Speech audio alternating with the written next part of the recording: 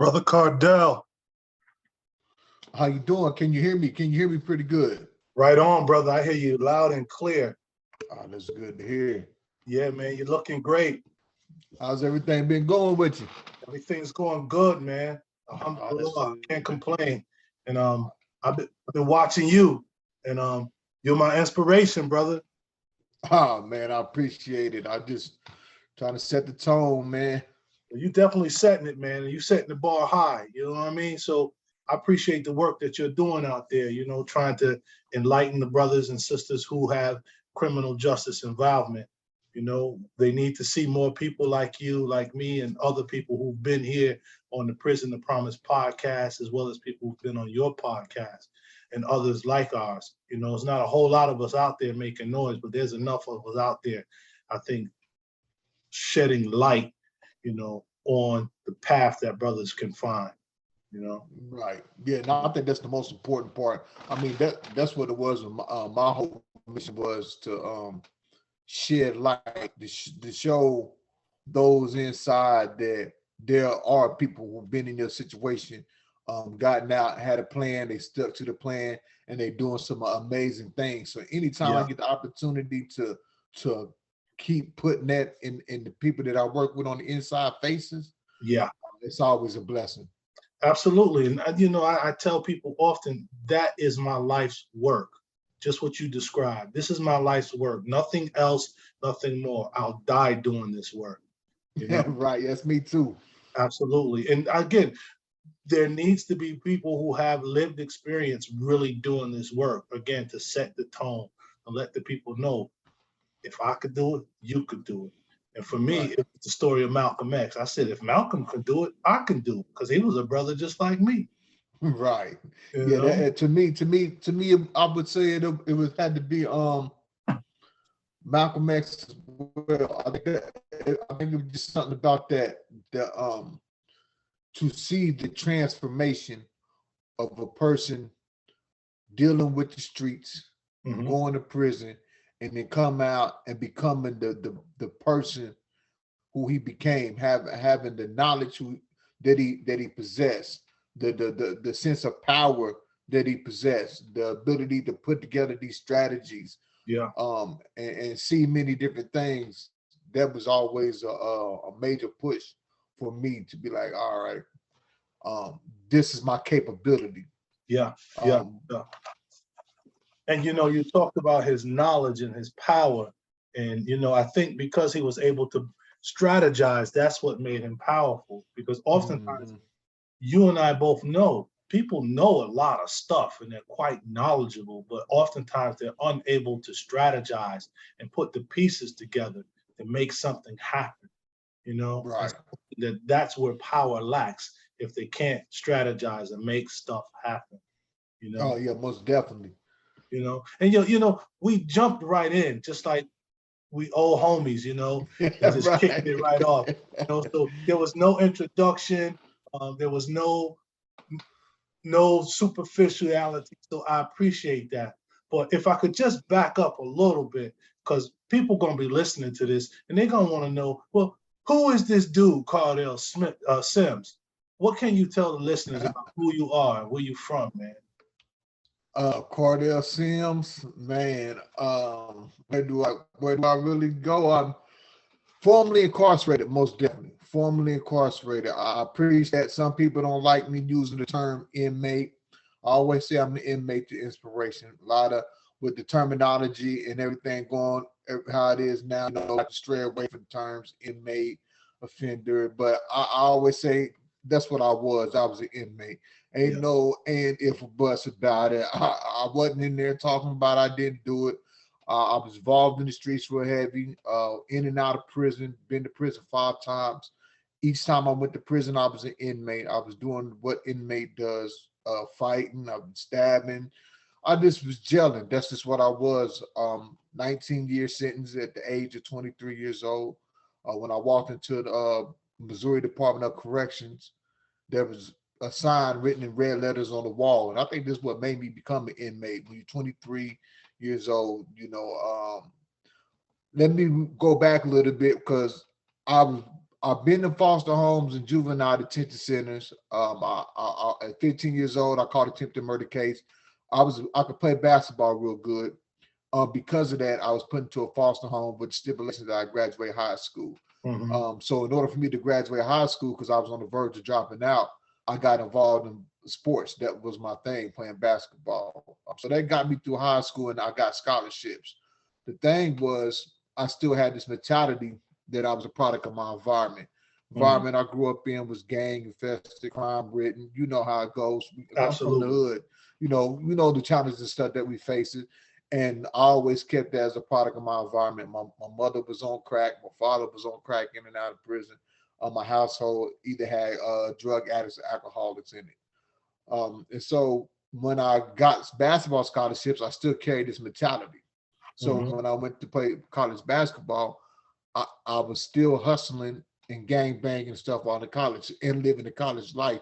But playing basketball, I was good enough that they would keep me on the team. Let's just put it like that. Yeah. And so it came to a fork in the road where it's basketball street life, and I chose street life. That's just you can't serve two masters. Yeah, that's what it came down to. Basketball street life.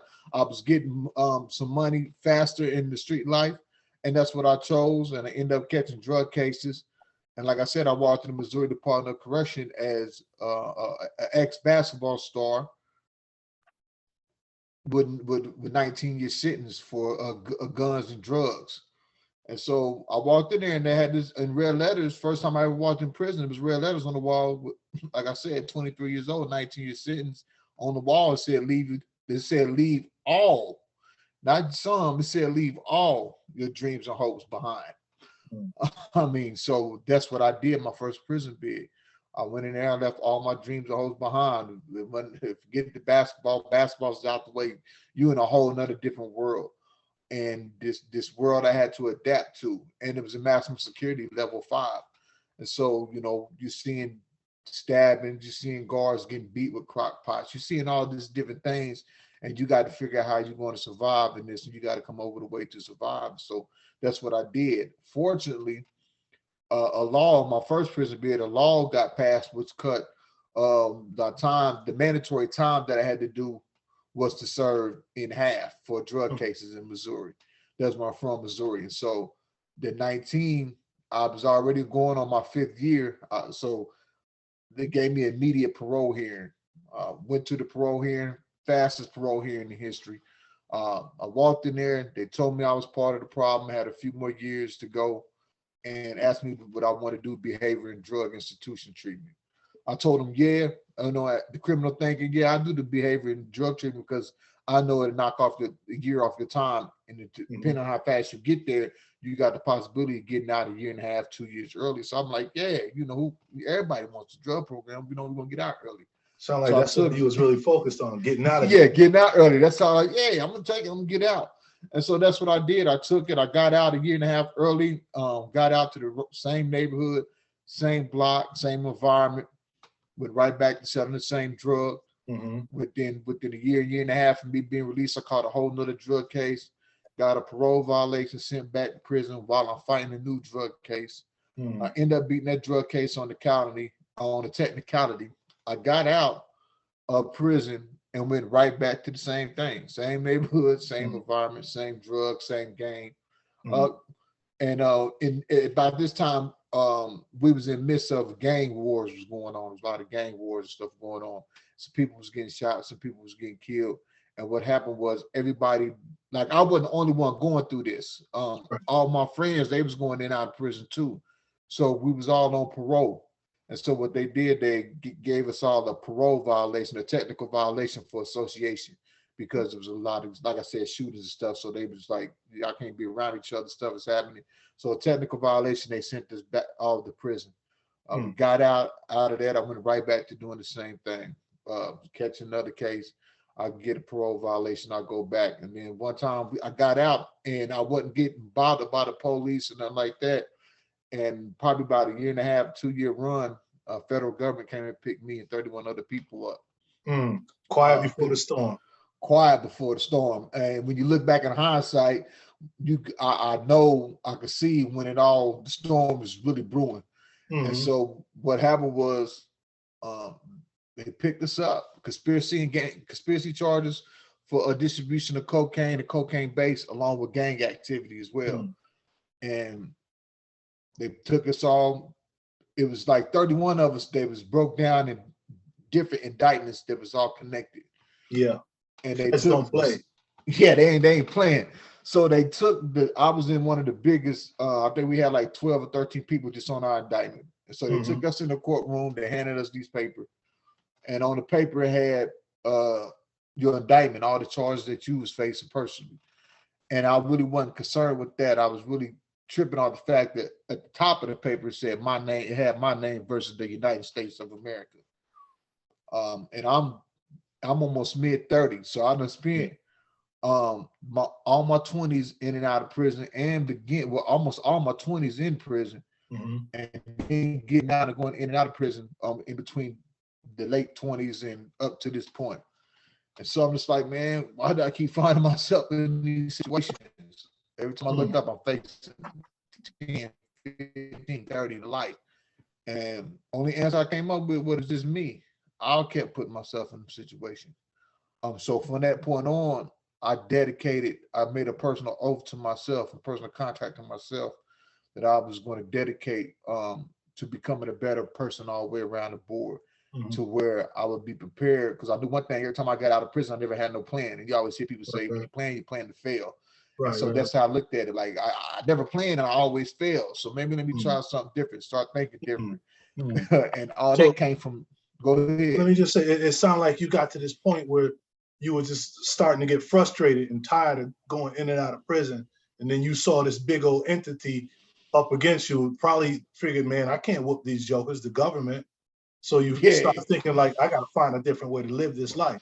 Oh yeah, so you know how we think when the federal government pick you up, them the big boys. You know, you graduated.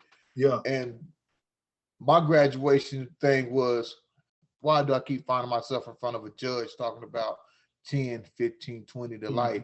And now I'm here with the federal government, and I know for a fact whatever time I'm gonna get is gonna be 85% of the time. I'm gonna be in here for 88. Ain't no federal parole.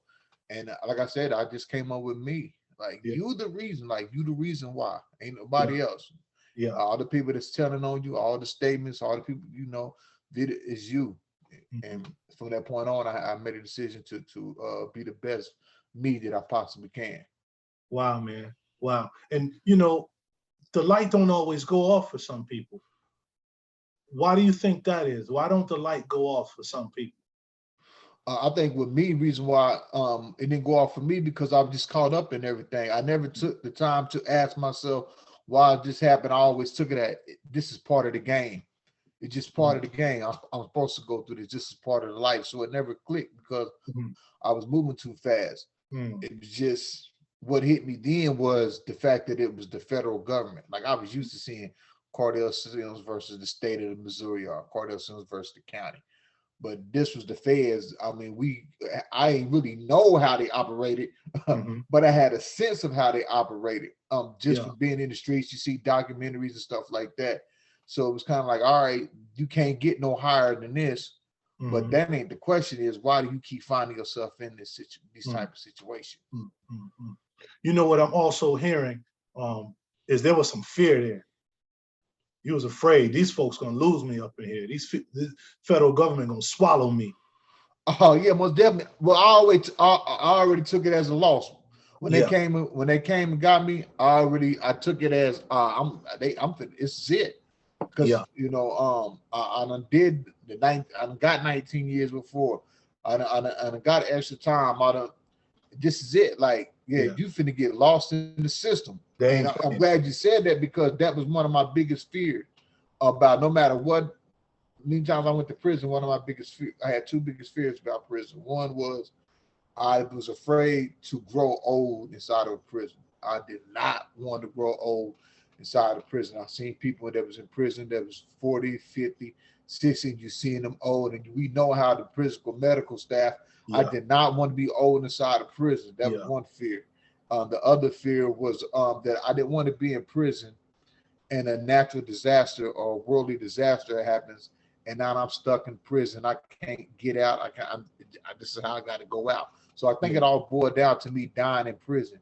So with that fear and then me facing the federal government, knowing that it's a possibility that I'm going to be getting 25, 30 years. What do you know, how do you find yourself here? Well, let's get to the root, because I'm a root. I like to get to the root of the problems. And I had to get to that root. Like, why are you here? You know, makes me think about when I was a kid, and our parents and my auntie used to make us work in the garden, and the roots would always pop up. I mean, the weeds would always come up, and they would always tell us, you got to pull it from the root. That way it don't grow back. Right. Got to get it at the root. Yeah, so just you talking about that makes me think about problem always is at the root, and we are at the root. Yeah. But we have to realize that. Yeah. And so if I could fast forward, because back to a point where you had dropped off before I kind of interrupted, but you talked about you made up your mind that you are going to essentially become the best you that you can be. What did that look like? How did you begin that process? At the point in time, I didn't know what it looked like. When I made this, my only thing was it looked like me being free. Whatever it was, it looked like me not ever coming back to prison again. So the process began with me reading. I started reading different books. It wasn't the hood novels I was reading anymore. I was able to order books, so I would order Goal Setting by Brian Tracy, Think and Grow Rich, Super Rich, Knowledge of Self, How to Hustle to Win was the book that really opened it up for me to start investing in my knowledge. I read the book How to Hustle to Win. I don't know if you're familiar with it, but it's a big thing in the feds. And it's a book that is telling you legit ways to hustle and win, but it's telling you how to tap into yourself, knowledge of self. And you know, the greatest knowledge. Yeah, and it's written by like a 5%er. Okay. So you getting this type of knowledge mixed with business ideas and stuff like that. And so they had a How to Hustle and Win Part 1 and Part 2. And it was just so relatable to me and a lifestyle. It was written in our culture. The person that written, I think his name was like a Supreme Understanding or something like that. Okay. So it was giving examples and stuff like that you could really see and relate to. And from that point on, I just started doing knowledge of self. Started reading books. Then I ordered the book, The Knowledge of Self, Science of Self, because I know in order to fix self, I need to understand self. Y equals self. Yeah, you see what I'm saying? And so I had to start studying them things about myself, just how the body operates, how the faculties of the mind and subconscious, your consciousness, you know, super consciousness. So I started reading all these different books on that, because that's the only way I can learn about building a vision and goal setting, which I was going to need to build the plan. So that's where it started, with just read, cut out the hood novels. Let's start reading something for real. And so that's what I did. I just started reading. Amongst that, you know, education. I'm trying to figure out how I can say this. The more education that you get, the more further, more wider you can take your vision, in the sense. Because now you're knowing things, you're seeing things, you know, educated yourself on your things, and you're like, oh, this person did this and this, and now you can see yourself doing it. And so that's what happened. So from that point on, once I read the book on how to set goals by Brian Tracy, I started to just start setting daily goals for myself while I was incarcerated.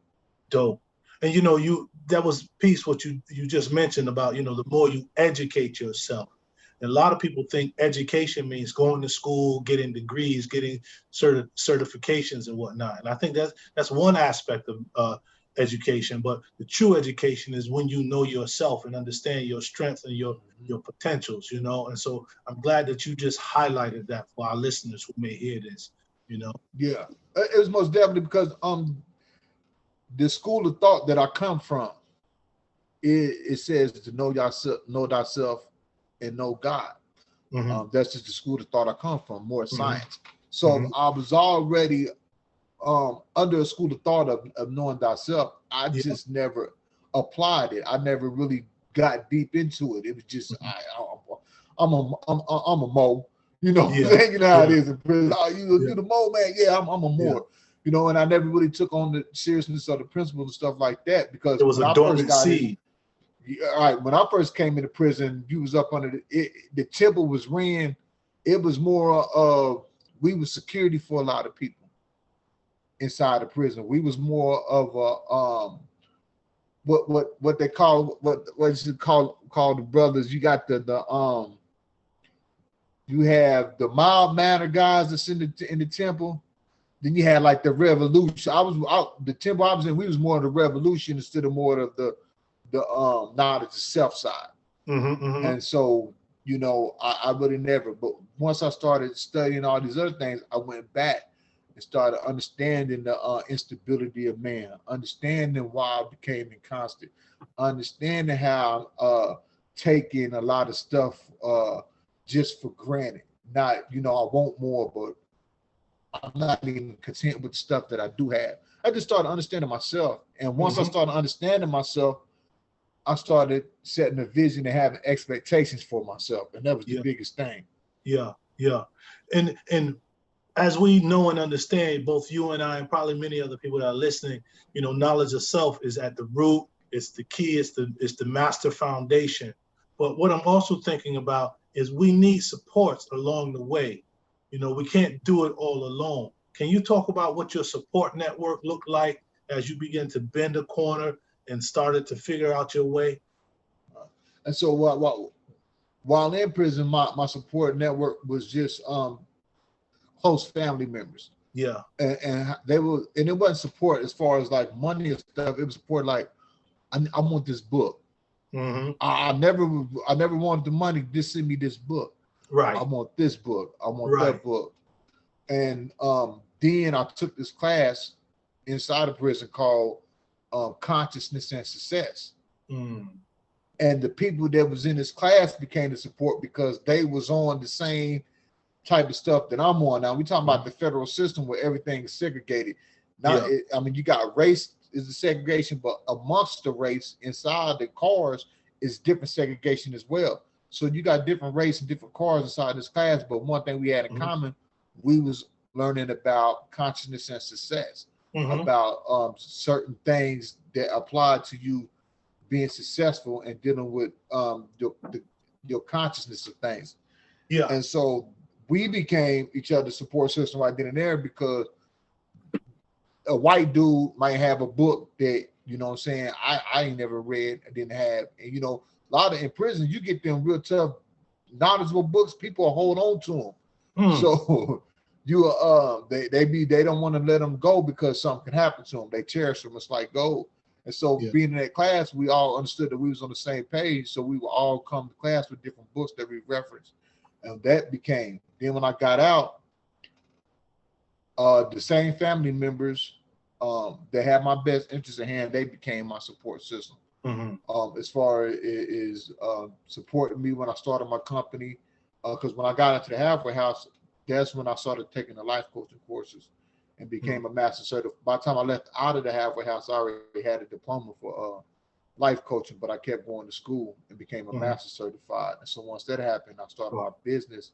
The same people would help me set up my own speaking engagements. And then I will speaking engagements be free, but they'd come in, they'd be able to buy books, buy merchandise and stuff like that. And that's how I would make my money. And so it was just really regular. My mother, my at this time she wasn't my wife, but my wife and a couple other people, they were my support system on the outside, but on the inside, they was as well by sending books. Right. You know, and your journey sounds so similar to mine as far as, you know, gaining this knowledge of self while incarcerated, realizing that I got to live my life differently, really not wanting your people to send you money and commissary, but sending books, stuff that could feed your consciousness, stuff that could help you make better decisions to live a more fulfilling life, you know?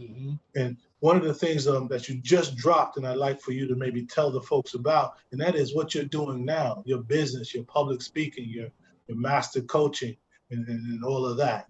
And I know you're an author, a public speaker, an educator, and I'm sure I'm missing quite a few things because I know you got a big old hat. Yeah, I try to take on a lot of things, but it all coincides. Mm-hmm. You know, I used to tell people before I got out, you know, one thing you always hear, man, you can't, people come and violate their federal probation. Man, you can't walk it down. It's just impossible. They showing up at your house 9, 10 o'clock at night, 2 or 3 o'clock in the morning. They got this patch on you. The patches is messed up. I heard it all. And Yeah. I used to tell them, I like, when I get out, I'm gonna walk it down and I'm gonna come back and teach you and show Mm-hmm. you how it's done. Yeah. And we used to all laugh and joke, but I used to be serious about it. Yeah. Yeah. Yeah. Yeah. And that was my goal getting out. And so Mm-hmm. now that's what I do. I Yeah. got the reentry academy. I started a reentry academy on the inside reentry academy. Yeah. It's called on the inside because on the inside it covers two factors. I know for a fact, you know for a fact, that reentry starts on the inside of prison. You cannot wait to get out to start your reentry. It starts. We should be preparing for a person's release from the first day they get sentenced. Just That's like a just how it treatment should be. plan that a doctor has. Exactly. As soon as they That's diagnose you, they got a treatment plan for you. They got a treatment plan, and that's why it's called on the inside. It's a twofold thing: on the inside of prison, and reentry starts on the inside of self. That's right.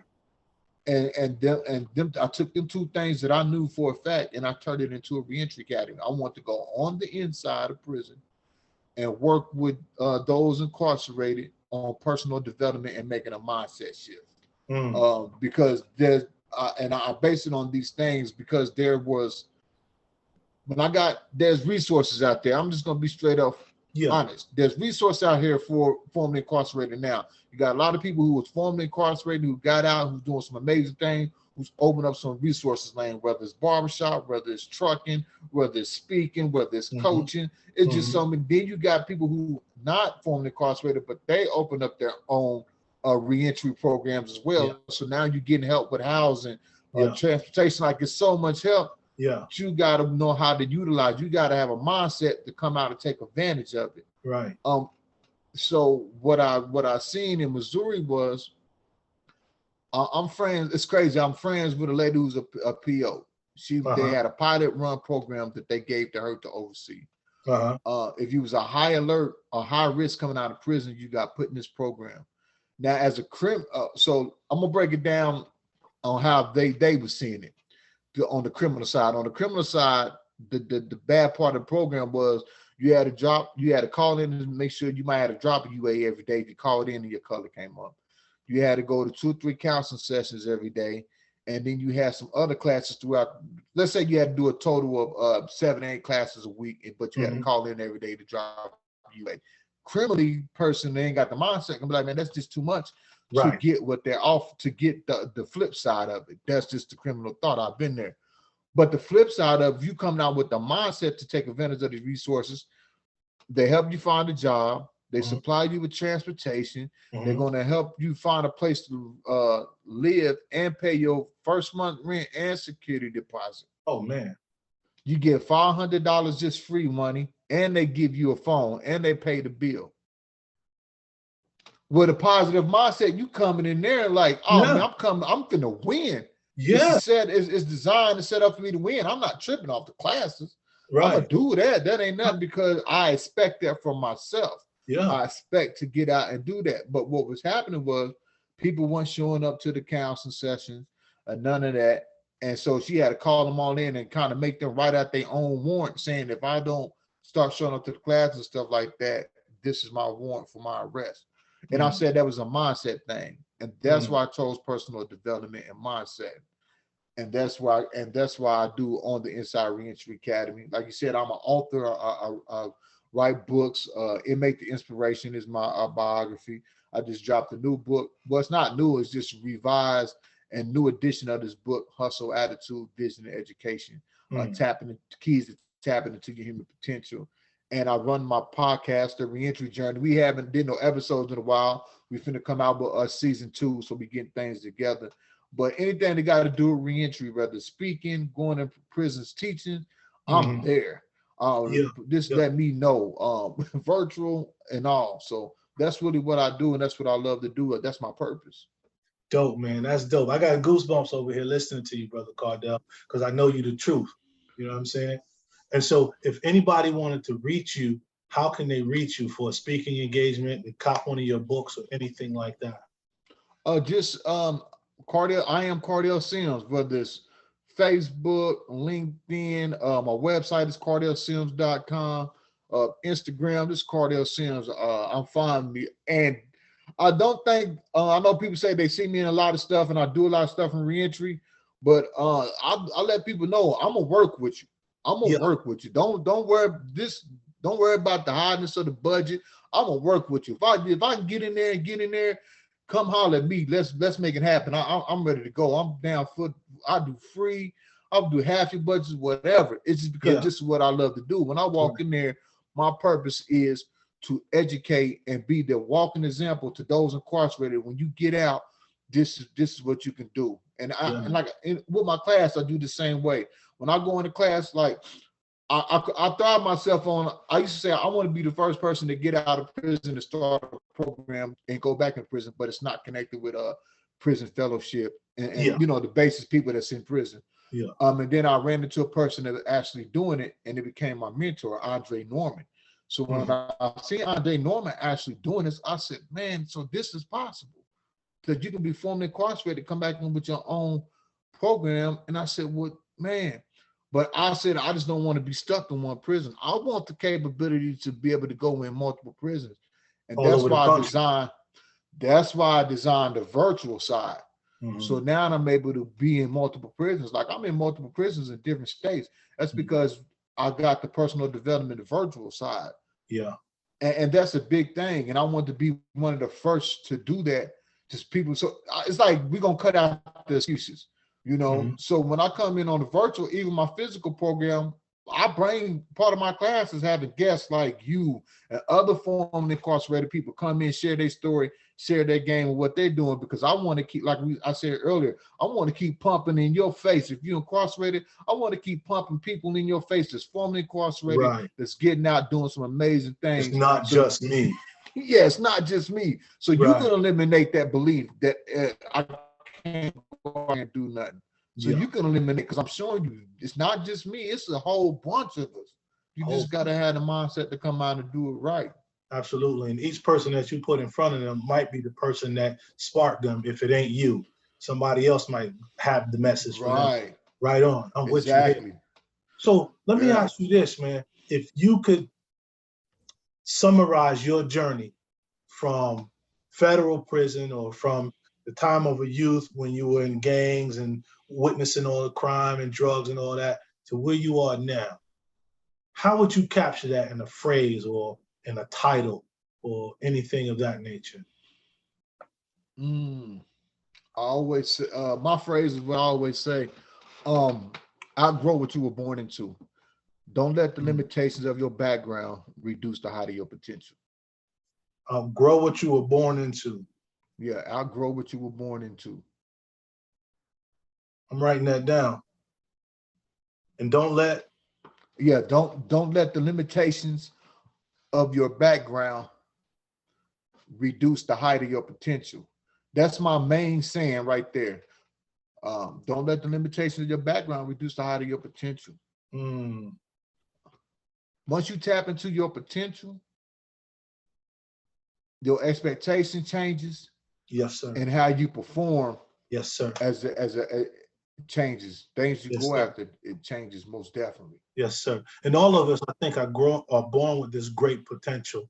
But sometimes we're born into these situations that overshadows our potential, and all we see or all we experience is the trauma, the drama, and things that don't feed us, that we remain stymied and stunted.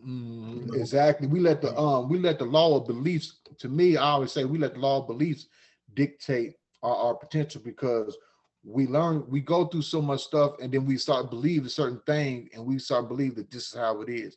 And the law of belief says we don't believe what we see what we already believe. Right on.